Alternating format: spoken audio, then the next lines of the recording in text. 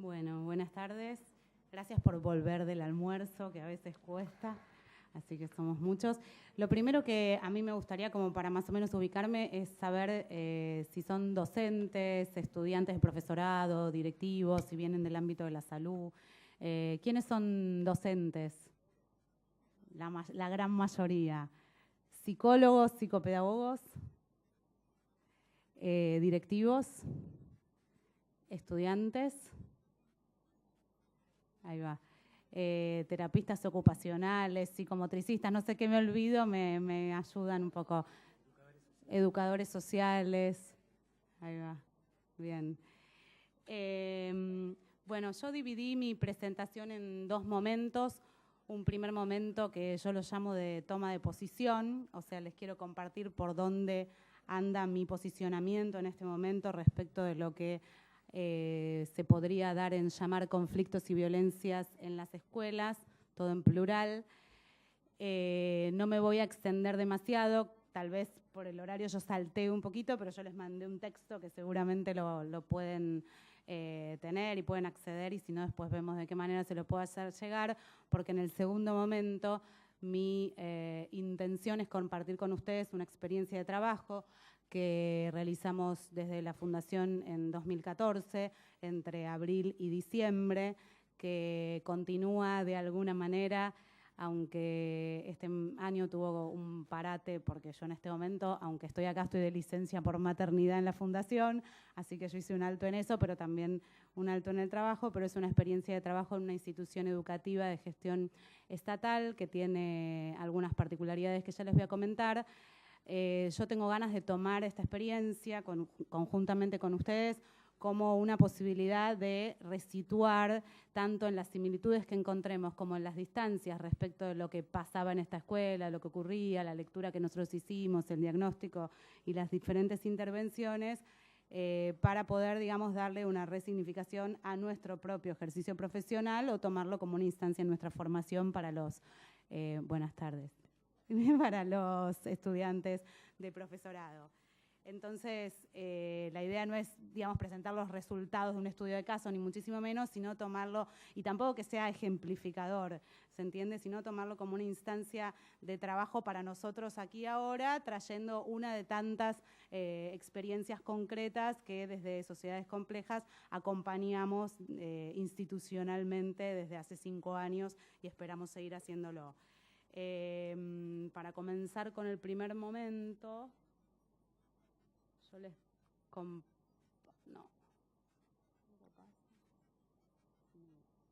Bueno, falta la firma. La frase dice así: las sociedades hablan de maneras diferentes, lo hacen mediante lenguajes múltiples, no necesariamente verbales, que las instituciones registran, traducen y modifican. Falta la firma, por eso yo ahí pasaba, es de Eva Giberti, la deben conocer. Eva es la coordinadora del programa Las Víctimas contra las Violencias del Ministerio de Justicia y Derechos Humanos de la Nación. Viene trabajando hace muchos años en cuestiones relativas a violencias, ella no lo quiere llamar de género, pero violencias de distintos tipos. Y me parece una frase interesante porque la concepción de la cual nosotros desde Sociedades Complejas partimos es que la violencia que se da en las instituciones educativas no es necesariamente propia de las instituciones educativas, sino que es diferentes manifestaciones de violencias que podríamos denominar rápidamente sociales. Entonces me interesaba, digamos, que pudiésemos pensar cómo es que las instituciones educativas registran, cómo traducen y cómo modifican lo que socialmente, por decirlo también rápidamente, llega a las instituciones educativas, tenga o no que ver con lo estrictamente pedagógico, curricular, didáctico. Cada vez más nos vemos interpelados por distintas cuestiones psicosociocomunicacionales, de la cual debemos hacer algún tipo de lectura, digamos, de traducción en la institución y luego ver de qué manera, o a veces no, intervenimos para modificar esas situaciones. Como dice Eva en esta frase, esas maneras de hablar tienen múltiples lenguajes, no necesariamente verbales, por lo cual yo les quiero compartir una viñeta que, si bien es icónica verbal, tiene una prevalecencia, digamos, de lo visual, la fuerza de la imagen. Por ahí la conocen, yo la tomé de una página de Uruguay. Tiene una presencia, digamos, muy fuerte desde lo visual. Lo que creo que también logra es un primer momento de registro, en términos de la frase que leíamos antes, una modalidad de traducción, en este caso, digamos, la icónico verbal, o sea, la viñeta, ilustración, etcétera, pero nos permite, si así quisiéramos, recoger el guante en lo que tiene que ver con qué se puede modificar de lo que sea que cada uno perciba que allí sucede. Yo, bueno, no creo que tengamos tiempo, pero quería preguntarles, aunque sea como así, no todos, pero algunos,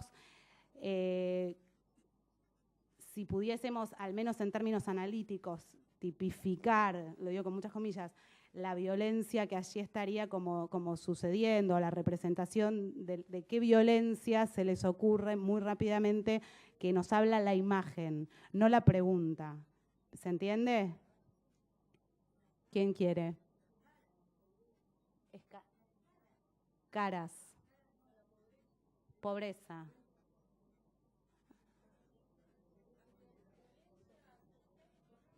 Violencia social y económica. Derechos de la mujer y del niño. Bueno, podría ser varios, ¿no? Podrías llegar como hasta pensar como en corrupción, a mí se me ocurría, para salir como del escenario. También puede ser desigualdad, exclusión, violencia material, violencia estructural, etcétera, etcétera. Y luego, digamos, se me ocurría si pudiésemos hacer un ejercicio de ponernos en ese sufrimiento tan patente, ¿no? Sobre todo de la mirada de esa madre, ¿qué responderíamos, ¿no? Esto lo dejo como para que lo pensemos, así podemos avanzar. ¿Cómo?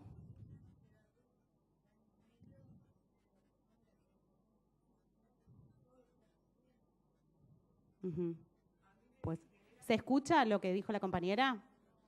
Lo que dijo es que, según ella, la madre no se estaría dando cuenta de que ese medio en el cual está viviendo es violento.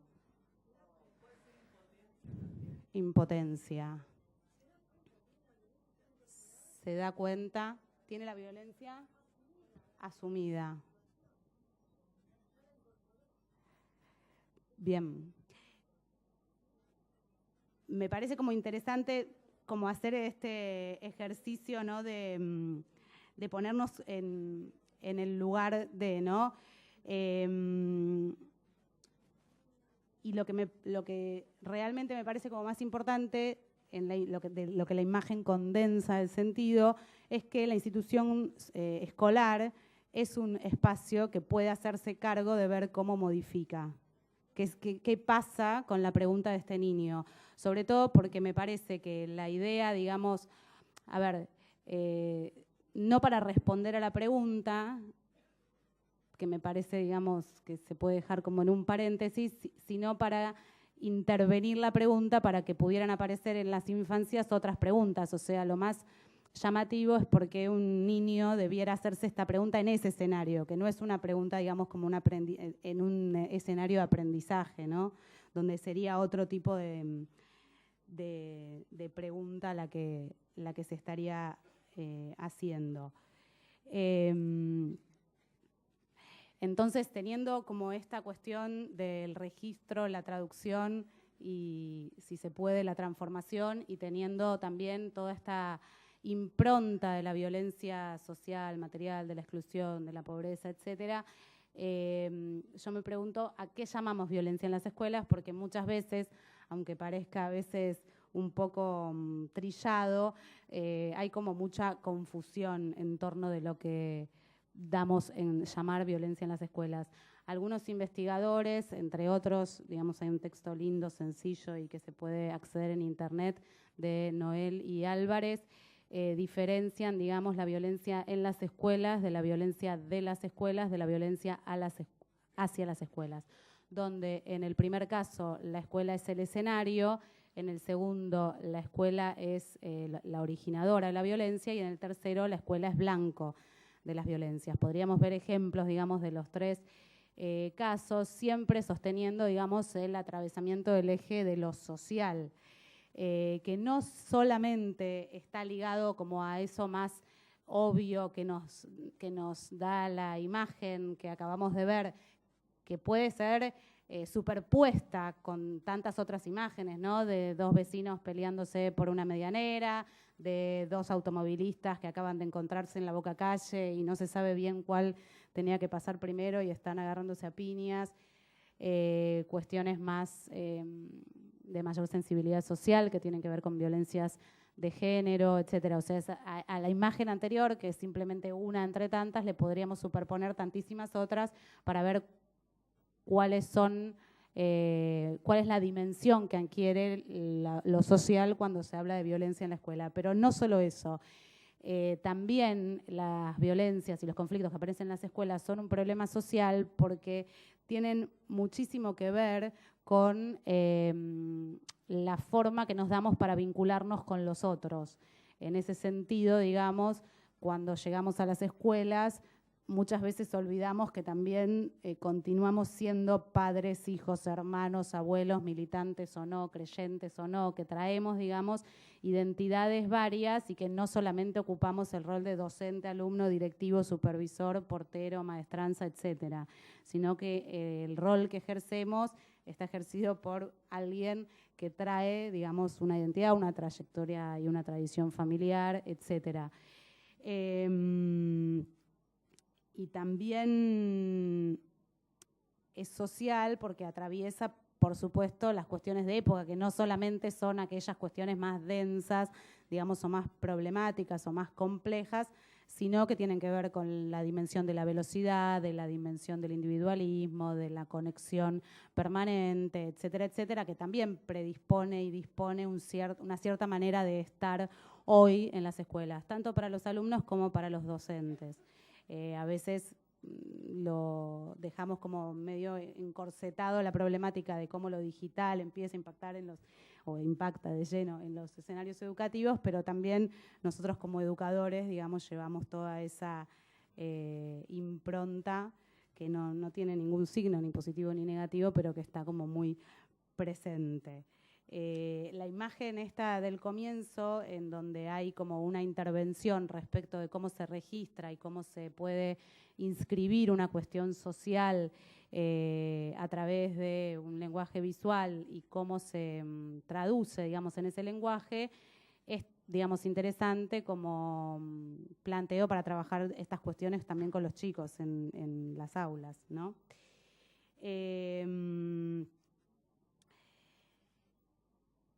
Parece ser que de un tiempo a esta parte, yo la verdad es que no logro, a veces algunos investigadores dicen que por ahí más masivamente desde Bowling for Columbine, pero no lo sé, por ahí en Argentina desde lo que se dio en conocer como la tragedia de Carmen de Patagones, pero de un tiempo a esta parte pareciera ser que toda la sociedad, o sea, la sociedad en su conjunto, la opinión pública, digamos, tomó nota que en las escuelas hay mucha violencia.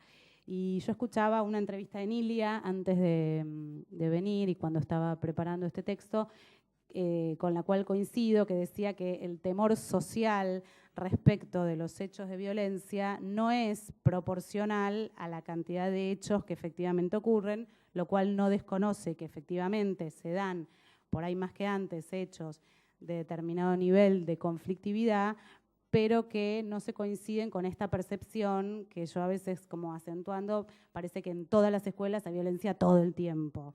Sobre todo porque en el trabajo cotidiano con docentes y con alumnos y demás nos damos cuenta que hay muchos escenarios en los que no pasa y que claramente no son noticia. Entonces, digamos, ahí hay que tener como algunas advertencias. Primero, efectivamente hay un momento en el que hay un quiebre respecto de lo que se puede contar muros, extramuros, digamos. Entonces empieza a haber mayor visibilidad de algunas situaciones problemáticas que la escuela atraviesa, que antes quedaban como más intramuros y se comentaban, digamos, en la línea que sea que se podía resolver, no sé, supervisión, inspección, etcétera, pero que quedaba muy adentro de lo que era la comunidad educativa. Y ahora efectivamente hay una mayor visibilidad. Y esto se ve claramente. En Argentina hubo el 3 de junio una marcha multitudinaria que se popularizó como Ni Una Menos, que tiene que ver con una denuncia y un trabajo, digamos, de instalar muy fuertemente el tema de la violencia contra las mujeres, que en otras épocas, si bien existían movimientos, los movimientos eran más marginales, minoritarios, no eran recogidas este tipo de noticias por los medios masivos de comunicación, etcétera. Lo cual no quiere decir que los medios de comunicación ahora se hayan hecho eco de, digamos, el tercer nivel de la frase del comienzo. Creo que operan de acuerdo a sus lógicas y dentro de su lógica comercial estas cosas tienen, digamos, muchísima repercusión, coayudados con las redes sociales que también viralizan, digamos, las noticias. Entonces, cada una de las noticias o de los casos de violencia se replican tantas veces que también hacen creer que son más de los que son. Con esto no estoy relativizando ni la gravedad de cada uno de los hechos singulares que impactan en los escenarios de educación y diciendo que no son más que antes, pero me parece como interesante poner en perspectiva. Hay una encuesta, un informe que se hace habitualmente desde el Observatorio Nacional sobre Violencia en las Escuelas, que depende conjuntamente del Ministerio de Educación y de la Universidad de San Martín, en Argentina, que el último publicado es de hace unas semanas. Se encuestó a 26.626, no sé por qué me acuerdo de memoria, pero son 26.626, son muchos 6, estudiantes de media, ¿sí? O sea, es una encuesta que se hace habitualmente y que tiene la particularidad y lo interesante que se hace desde la perspectiva de los estudiantes. Y en esa encuesta hay 3 datos que yo les traje que son como muy interesantes. El primero es que el 84% de los alumnos encuestados se siente bien en la escuela, lo cual sería una sorpresa para muchos docentes, ¿no? Saber que imagínense que si uno les pregunta a sus alumnos y el 85% de los alumnos dice que está bien en la escuela. El 75% cree que las relaciones entre alumnos y profesores son buenas. El 83% destaca que la escuela intenta que haya buena convivencia entre los alumnos y que los adultos, tanto docentes como preceptores como directivos, los ayudan a resolver los problemas que tienen. Y lo que puede ser, digamos, más llamativo en relación a lo que yo venía diciendo es que en la percepción general sobre la violencia, 7 de cada 10 manifiestan que la violencia no es un problema en su escuela. O sea, no que, insisto, no que no hay, pero que no se puede llegar a un nivel de conflictividad como tan permanente o tan manifiesto para constituir como un problema que tenga alta gravedad, ¿no? Entonces, me parece como que están buenos estos matices para desmitificar por ahí esta percepción social que después termina siendo como tan agobiante para la escuela. Creo que mayormente el concepto de violencia escolar, que yo no uso y trato de dejarlo como de lado, es utilizado por los medios de comunicación y lo que pasa con esa construcción es que la escuela termina como culpabilizada de las 3 formas, de las 3 modos, digamos, de violencia que se pueden dar, tanto cuando es escenario, como cuando es blanco, como cuando se origina. Y taxativamente, en el único caso que se podría asociar la violencia a lo escolar en un constructo con esa connotación es en el caso en que la escuela es la que origina la violencia, que estoy convencida que es en la menor cantidad de casos. Si bien se da, digamos, hay una incidencia, una cuestión jerárquica y que se puede, digamos, dependiendo de cómo se ejerza la autoridad y de cómo se den las relaciones de poder hacia el interior de la institución, va a haber, digamos, algunos orígenes de episodios que puedan tener que ver con la escuela como generadora, pero realmente son los menos. En la mayoría de los casos, tanto la escuela como sus inmediaciones, digamos, que pasan como a formar parte del escenario de la escuela, son eso, un escenario. Lo cual no quiere decir que ni los estudiantes, alumnos, etcétera, ni los docentes, directivos, etcétera, no sean responsables y no deban intervenir. Y ahora vamos a ver la intervención concreta, digamos, en un caso particular, pero sí que hay que tomar, digamos, esta advertencia, sobre todo en términos de lo que la agenda política y la agenda mediática va instalando. Y por último, para pasar a la segunda parte, decir que hasta hace no mucho tiempo, la violencia se veía como más ligada a algo patológico, que tenía que ver ya sea con cuestiones de consumos problemáticos de sustancias legales o ilegales, con delincuencia juvenil o con algún tipo de patología de salud mental. Hoy en día ya hay un acuerdo, digamos, tanto entre los investigadores, los educadores, los profesionales de salud mental, los organismos públicos, etcétera, de concebir la violencia como multicausal, en donde las intervenciones y la prevención tienen que incluir una multiplicidad de actores y donde no se puede patologizar al niño como el portador de una violencia intrínseca o de una patología que se pueda tratar psicofarmacológicamente. Esto me parece como una de las cuestiones que fueron avanzando en la temática en los últimos años. Bien.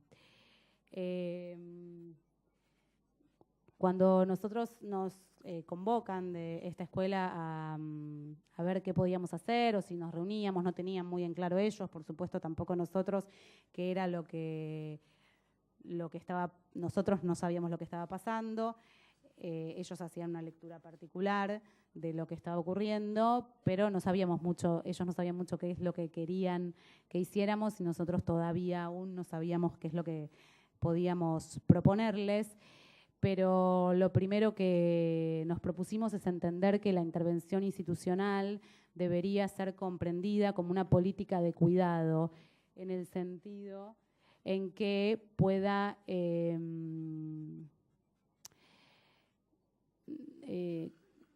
incorporar un espacio, digamos, de subjetivación y de reafirmación de lo comunitario de la escuela, de aquello en lo que la escuela es comunidad. Y además, como una política de cuidado, porque por lo general nosotros llegamos a las escuelas cuando ya están como en un estado de desesperación o casi, o sea, no son intervenciones institucionales en el terreno de la prevención, al menos no en una primera instancia, sino en el terreno de hasta acá llegamos, no podemos más y ya no se nos ocurre qué hacer, o sea, cuando hay como una especie de incendio, que en el caso de esta institución era bastante grande desde la percepción de los actores, ¿no? Porque estamos trabajando con gente que, insisto, además de poder ejercer o no de tal o cual manera un rol dentro de una institución, anda ahí con su subjetividad a cuestas, y en esta institución en particular necesitaban como un tiempo y un espacio para poder repensar y pensar qué es lo que estaba pasando. Y obviamente en la urgencia y emergencia cotidiana eso suele ser como, al menos previamente, visto como imposible, o sea, nunca tenemos tiempo para estas cosas. Y estos espacios, si bien son intervenciones que operan cuando hay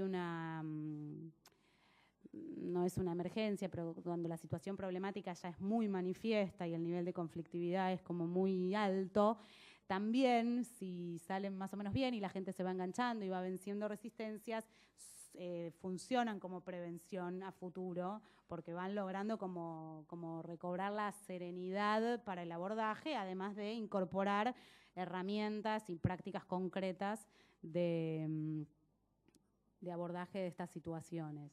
Lo cual ya el contar con, o sea, la seguridad o la sensación de seguridad de contar con esas herramientas también predispone a otro posicionamiento, ¿no?, de los docentes. Cuanto más uno se siente desprovisto de herramientas para intervenir ante situaciones complejas de la vida escolar que exceden nuestra formación, porque yo las llamo que son extracurriculares, pero que inevitablemente tenemos que bucearlas, cuanto más preparado uno se sienta, más sereno y menos tortuoso, por así decirlo, va a resultar.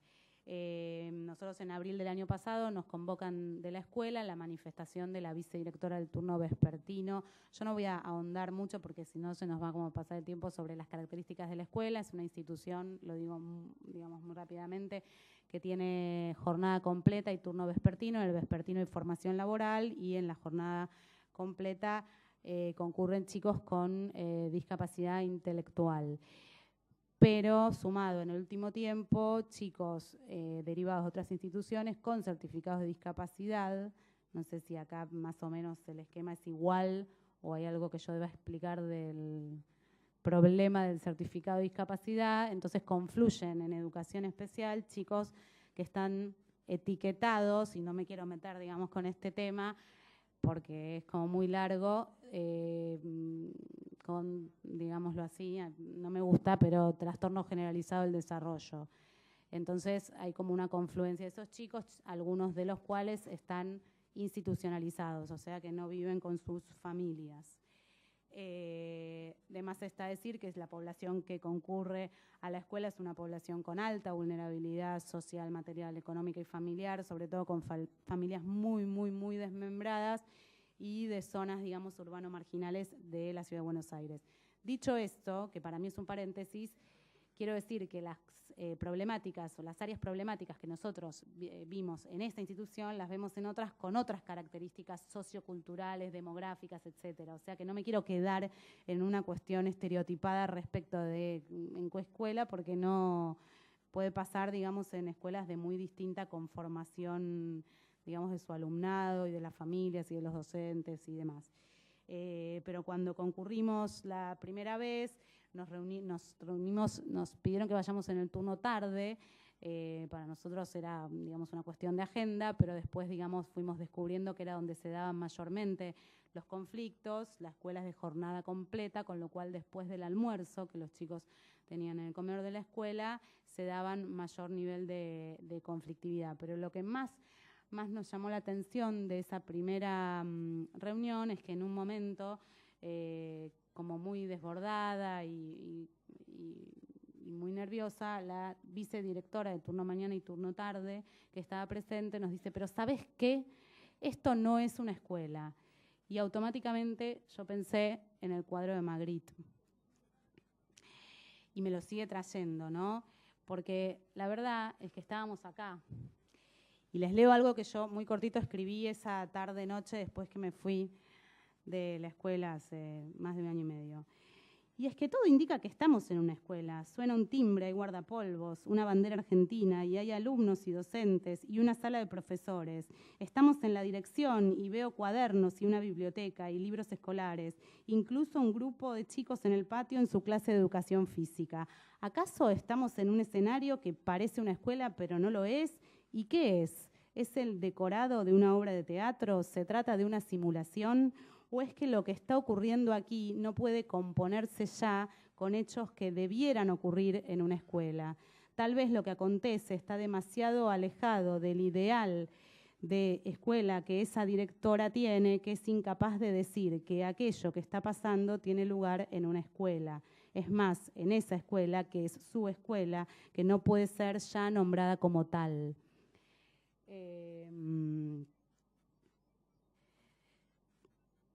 Para mí esa imagen de esto no es una escuela fue como muy fuerte, muy fuerte. Y después, en esa misma reunión, pasaron dos cosas más que nos ayudaron, digamos, a reforzar el por qué esta escuela ya no era una escuela para esa directora. Resulta que se acerca, estábamos reunidas en la dirección, que era una dirección muy concurrida y que de mucho paso, después nos empezamos a ver, o sea, muy abierta, en un sentido, digamos, que puede resultar como muy interesante, estaba como muy vinculada al resto de la escuela, lo cual no siempre sucede y para mí fue como algo interesante. Se acerca una docente que golpea la puerta, espera que alguna de las personas que estaba reunida con nosotros la dejara entrar, pide disculpas por interrumpir y como muy tímidamente le pregunta algo a la psicopedagoga respecto de uno de los chicos, etcétera, agradece y se va.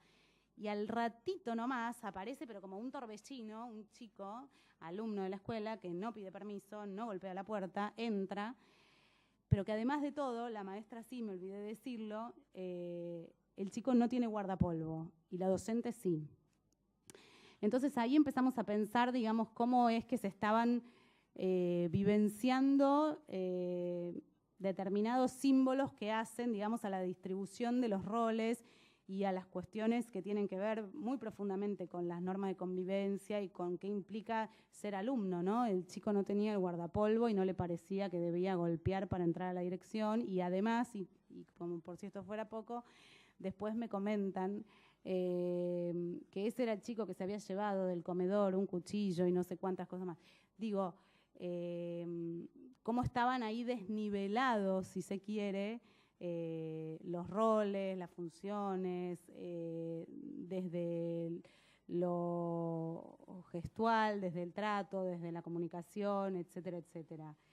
En esa misma reunión, no, en la reunión siguiente, que nosotros tuvimos solo con las docentes, pidiéndoles a los directivos y al gabinete que nos dejaran cierta intimidad para generar un espacio, digamos, de confianza, diciéndoles a los directivos que si bien a nosotros ellos nos habían convocado, nosotros en Pie de Igualdad íbamos a trabajar con todos, digamos, no íbamos a rendir cuentas, digamos, no queríamos ponernos en un lugar de lo que digan unos y otros, no, íbamos a trabajar, digamos, con los distintos equipos y con la conformación del equipo de trabajo en general.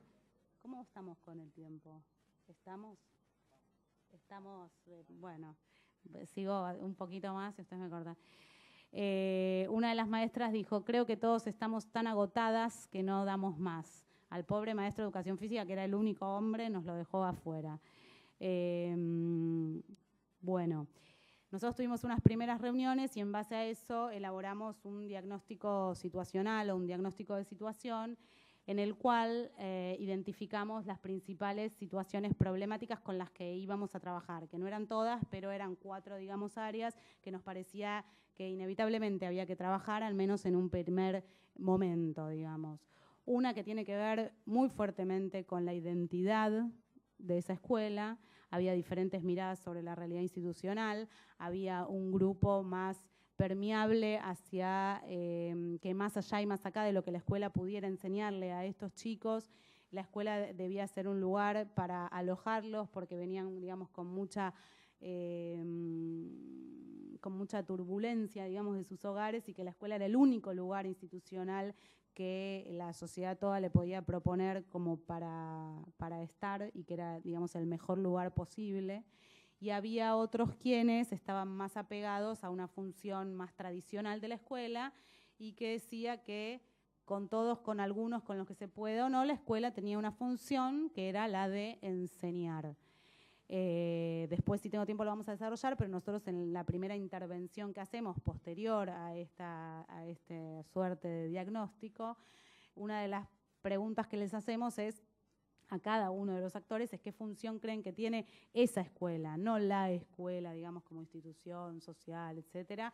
Y si bien educar aparece en la primera, o sea, la mayor cantidad de gente respondió educar, en segundo lugar aparecía contener, en tercer lugar enseñar y en cuarto lugar incluir. Es decir, en los 4 primeros casilleros, 2 no se referían estrictamente a lo que la escuela tradicionalmente debiera ocuparse de proveer, ¿no? Como la educación y la enseñanza, sino que tenían que ver. Después, en menor cantidad, digamos, había muchas respuestas que tenían también mucho que ver con cuestiones, digamos, más de índole subjetivo o de atención tanto social como emocional como psíquica, ¿sí? Más alejada de lo estrictamente curricular, pero podríamos preguntarnos si es o no pedagógico, ¿no?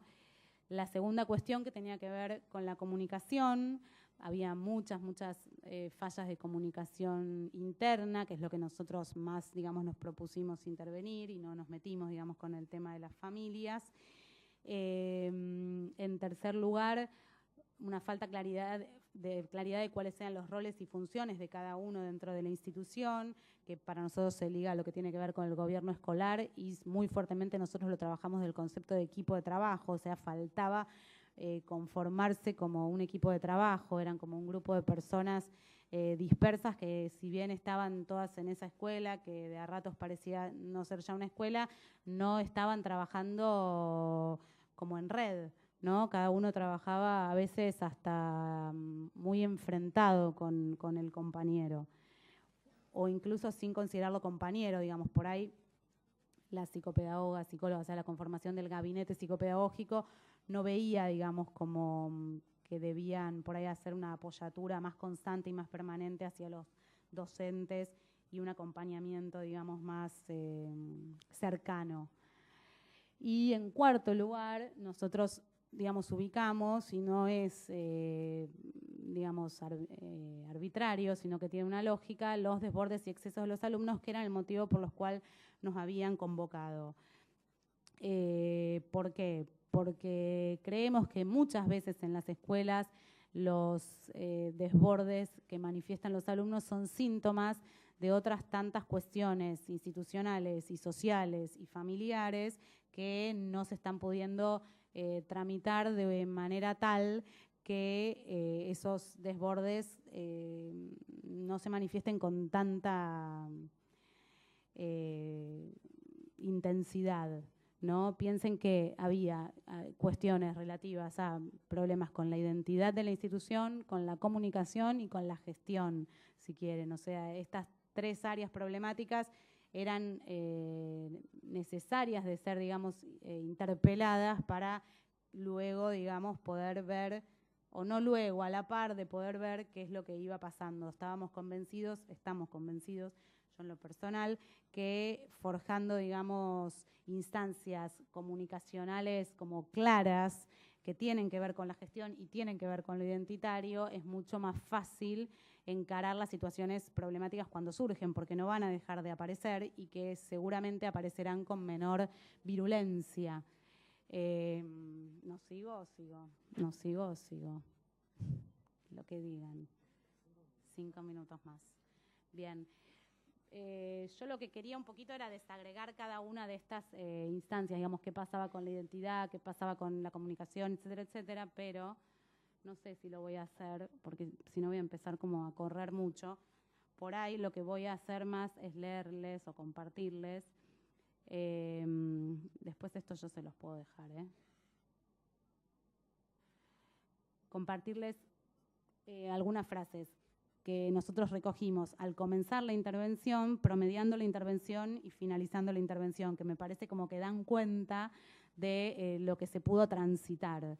En el caso de los docentes, que fueron quienes por ahí al principio, algunos más nos resistieron, yo recuerdo que en una de las últimas reuniones que tuvimos, supongo que la de noviembre o diciembre, uno de ellos me dijeron, mirá que yo vine estando de paro. Y fue tan como conmovedor que no solo vino, sino que lo dijo, digamos, y fue tan, digamos, tan gratificante, digamos, que se fueron pudiendo enganchar con la intervención y no sentir que venía alguien extranjero a la escuela no sé, a poner en cuestión, digamos, la posición, sino que pudieron ver como la intervención como una ayuda. Pero cuando comenzamos, digamos que había muchas resistencias y demás, esa escuela, que no era una escuela, parecía estar gobernada más por los chicos, sin guardapolvo, que irrumpían en la dirección, que por los docentes. Entonces, una de las docentes dijo, los chicos ya saben cuál va a ser la intervención de los adultos, nos tomaron el tiempo. Refiere a otra de las discusiones y confrontaciones que a veces se daban, por ejemplo, cuando un chico se ponía muy molesto en la clase, pasaba la trabajadora social del turno tarde, por decir un ejemplo, para que sea como más claro, y se lo llevaba y en una de esas oportunidades lo llevó al comedor a hacer una torta. Entonces los docentes, digamos, manifestaban, digamos, muchísimo malestar sobre que las resoluciones de la conflictiva hacia el interior del aula parecía un premio y no un castigo, y estaban más del lado de pedir como algún tipo de castigo para los chicos. Otra de las cuestiones que no tiene que ver con esta frase era que la única posibilidad del docente para que se pueda dar clase era hacer reducción horaria, digamos, como única manera de trabajar con los chicos. creo que esta había sido la maestra bibliotecaria que dijo: los conflictos entre los adultos ahora estallan porque no podemos con los pibes, no es que antes no existían, que tienen que ver con esto más de dónde se aloja, ¿no?, el síntoma. Y promediando la intervención, alguien escribía, tenían una reunión de ciclo, digamos, un lunes por medio a la mañana en el desayuno, y en una de esas reuniones la directora les hizo hacer como una evaluación en proceso, digamos, qué es lo que les iba pasando con este trabajo que estábamos compartiendo nosotros con ellos, y dijo, y lo que decía era: creo que desde el momento en que se dio la intervención en un equipo externo se vivencia una posibilidad más abierta a la escucha y al diálogo. Los alumnos fueron la variable que intervino significativamente y en un ida y vuelta de situaciones se manifiesta un cambio de manera gradual entre todos. En todos, y esto gradual, digamos, hubiese sido como impensado al principio de la intervención. Y creo que se da porque nosotros no nos propusimos ver qué es lo que el docente hacía mal, no hacía bien, no sé, nos propusimos como correr el eje y empezar a ver cómo podíamos fortalecer los roles de cada uno, la comunicación intrainstitucional, la gestión de la escuela, etcétera. Una de las cuestiones, digamos, que trabajamos más fuertemente ligadas a la comunicación, pero la comunicación como capacidad de gestión de los conflictos, es que en la comunicación hay como 3 niveles: la información, la opinión y la toma de decisión, que estaban como muy dispersos, no se entendía bien cuál era el proceso de toma de decisión. Y en cualquier gobierno democrático, institucional, no se espera que todos participen opinando y tomando decisiones, porque sería imposible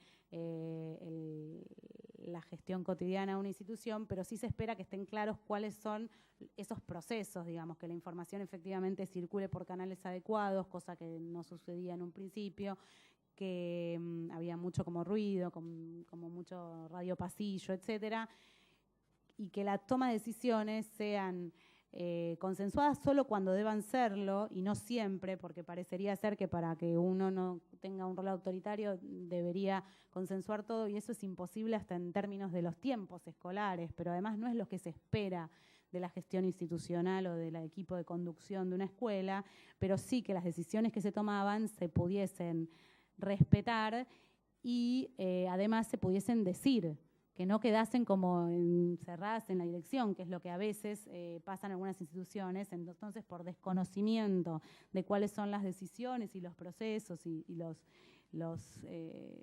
las líneas de acción ante determinados hechos, se terminan como generando desacuerdos que tal vez no son tales, pero que se ven así porque el otro no sabe qué es lo que uno ha tomado como decisión. Sucedió en una oportunidad que también era como una situación de mucha tensión, es que habían llegado las netbooks para los chicos del Plan Conectar Igualdad, que es un primo hermano del Ceibal, y estaban ahí discutiendo en la dirección si a un chico que se había portado mal y había roto un elemento de la institución se le debía dar o no la computadora, y había de un lado una posición referida más a una política de derechos que dice que la computadora le pertenecía al chico, que simplemente había llegado a la escuela y estaba en la dirección porque así era, pero que se la tenían que dar independientemente, o sea que era un derecho adquirido del niño, y otros quienes pretendían o preferían retener esa computadora como una medida, digamos, como un efecto disciplinador. En ese ejemplo, digamos, se jugaban muchas de las tensiones que a veces ocurrían en esa escuela y muchas de las tensiones que nosotros solemos visualizar en las narraciones de muchos docentes y muchos directivos en tantas instituciones. Y la última, al terminar, y lo escribía un docente de la institución: hay que ver la forma de intervenir. Si gritamos, nos vamos a encontrar con más gritos del otro lado. El otro lado eran los alumnos, no con una escucha atenta ni un cambio de actitud. Este reconocimiento por parte del docente, que muchas veces en el grito encuentra una herramienta y no una forma de distanciamiento, es como de alguna manera casi como un principio de cambio de paradigma que se puede pensar en cuanto a modificar, digamos, determinadas prácticas en la escuela para que no desaparezcan los conflictos que van a estar, para que también se puedan atender a los conflictos latentes, que es la mejor manera de hacer prevención, pero para que se pueda intervenir desde una construcción no violenta, pero que tenga en cuenta, a mí siempre me gusta terminar estas intervenciones con una frase de María Elena Walsh que dice que para la causa del pacifismo los jóvenes deben ser conscientes de su propia capacidad de violencia, pero que nosotros los adultos no tenemos que pensarlos como tontitos inofensivos. Así dice María Elena. Entonces me parece que los adultos también tenemos que ser conscientes de nuestra propia capacidad de violencia, porque cuando logramos otros mecanismos, digamos, de intervención que tienen que ver sin duda con la palabra, con resituar el cuerpo en la escuela, que por ahí a veces está como un poco abandonado. Somos cuerpo, pero andamos, digamos, por ahí deambulando con nuestra racionalidad y parecería ser que nada más. Intervengamos teniendo esta noción, digamos, sobrevolando, ¿no? Que somos seres sociales, que como tales intervenimos en las instituciones con nuestras propias tradiciones y nuestra propia identidad, y los otros lo mismo, ¿no? Entonces no podemos pretender que la escuela sea simplemente una zona de paz, si bien es como un horizonte al cual no debemos renunciar. Los conflictos van a estar, pero lo que hay que tratar es que no escalen, digamos. Creo que en esta institución y en muchas instituciones lo que está ocurriendo es que están escalando, ahí me hace así escalando muy rápidamente y como que parecería un torbellino que no te deja ningún resquicio para poder intervenir.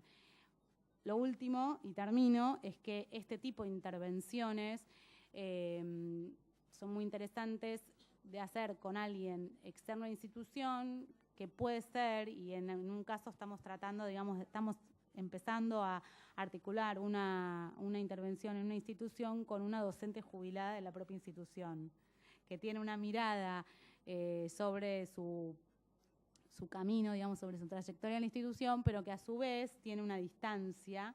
Quiero decir que se puede llamar a diferentes actores que puedan tener una no una mirada externa, sino que, que faciliten la mirada interna no estando dentro de las instituciones. Porque nosotros en realidad pusimos por ahí sobre la mesa o pudimos dar nombre o pudimos decir algunas cosas que en la institución estaba circulando, o sea, lo recogimos de lo que los propios actores iban manifestando, en este caso particular absteniéndonos de trabajar directamente con los chicos por diferentes cuestiones, digamos, que por ahí no vienen al tema. Pero creo que trabajar con los adultos en estas cuestiones identitarias, en las cuestiones de los roles y las funciones, en que es un equipo de trabajo, en los objetivos comunes y todo, puede ser muy interesante para prevenir a futuro esta escalada de las situaciones conflictivas y de violencia. Bueno, hasta acá.